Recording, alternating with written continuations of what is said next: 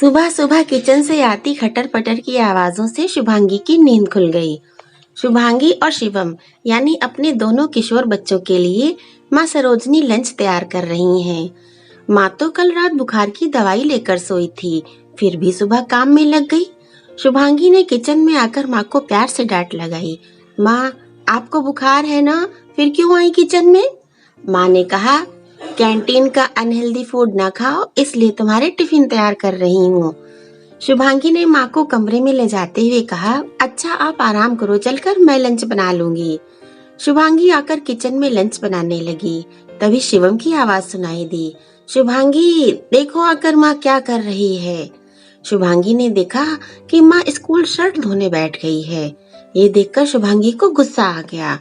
माँ, आप पानी में क्यों भीग रही हो? ये वॉशिंग मशीन किस लिए है? माँ ने उत्तर दिया, वॉशिंग मशीन में शर्ट के कॉलर नहीं साफ होते, सफेद कपड़े हाथ से ही साफ होते हैं। माँ, अब आप हम लोगों को परेशान कर रही हो। कहते हुए शिवम ने माँ को जबरदस्ती बाथरूम से बाहर किया। माँ ने कहा, मुझसे आराम नहीं किया जाएगा, इतने सारे काम होते हैं सुबह सुबह, वैसे भी जरा सा बुखार आया था, इसमें बिस्तर पकड़कर नहीं बैठा जा सकता। तभी पापा सैर से वापस आ गए। उन्होंने कहा, तुम लोग माँ को क्यों घेरे खड़े हो, आराम करने दो उन्हें। शुभांगी ने पापा से माँ की शिकायत की। पापा, माँ आराम ही तो नहीं कर रही है, 24 घंटे काम में लगी रहती है। पापा ने समझाया, देखो सरोजिनी, बच्चे सही कह रहे हैं, अब हमारी उम्र 45 पार हो चुकी है, हमें अपने स्वास्थ्य का विशेष ख्याल रखना चाहिए। मैं स्प्राउट लाता हूँ, हम दोनों बैठकर खाते हैं।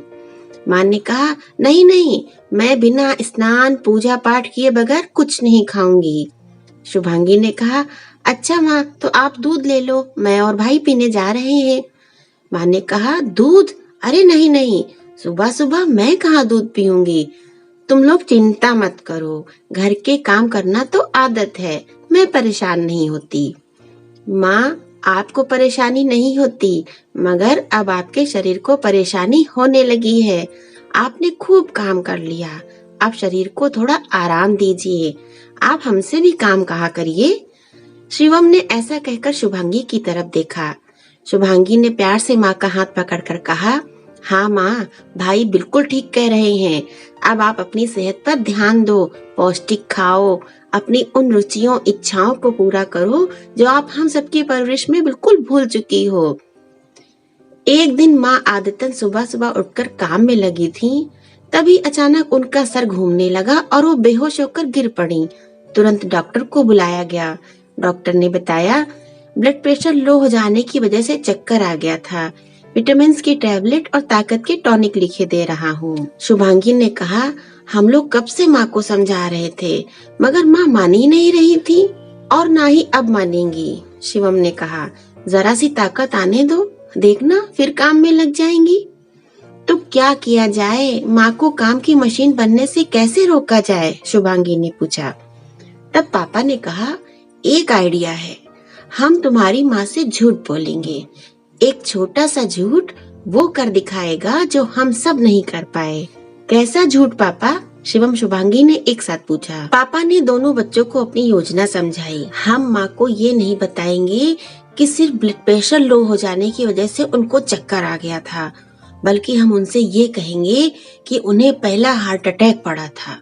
अब अगर उन्होंने अपनी सेहत पर ध्यान नहीं दिया तो मामला जानलेवा हो सकता है। योजना अनुसार सब माँ के आसपास उदास मुंह बनाकर बैठ गए। थोड़ी देर बाद माँ ने आंखें खोली तो माँ माँ कहते हुए शिवम शुभांगी माँ से लिपटकर रोने लगे।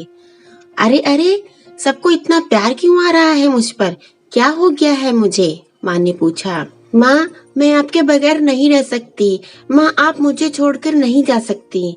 शुभांगी माँ से और भी लिपट गई। माँ, मैं आपके बगैर जीवन में आगे कैसे बढ़ूंगा? शिवम की आंखों में आंसू आ गए। माँ घबरा गई। तुम लोग ये सब क्या कह रहे हो? क्या हो गया है मुझे? माँ ने पापा की तरफ देखा। पापा ने कहा, सरोजिनी, बहुत ज्यादा काम करने की वजह से तुम्हारे हार्ट की पंपिंग पावर स्लो हो गई है। अगर उस पर और तनाव बढ़ा तो तुम्हारा हार्ट फेल भी हो सकता है। तुम आराम नहीं करती हो, सोती भी हो तो अगले दिन होने वाले कामों की चिंता को लेकर। जिसका असर तुम्हारे दिल पर पड़ा है।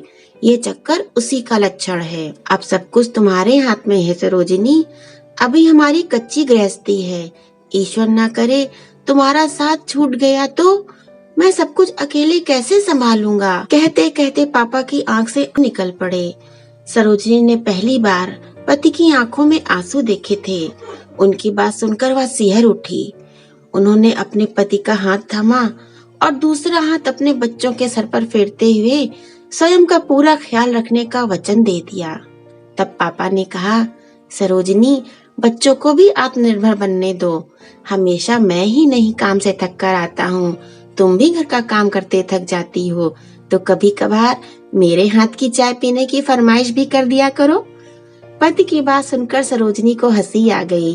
अब माँ अपने ऊपर ध्यान देने लगी है, जिसका नतीजा भी दिखने लगा है। जो चेहरा पहले जिम्मेदारी और थकान से बोझिल रहता था, उस चेहरे पर अब ताजगी नजर आने लगी है। माँ अब पापा के साथ मॉर्निंग वॉक पर जाने लगी है, दूध पीने लगी है।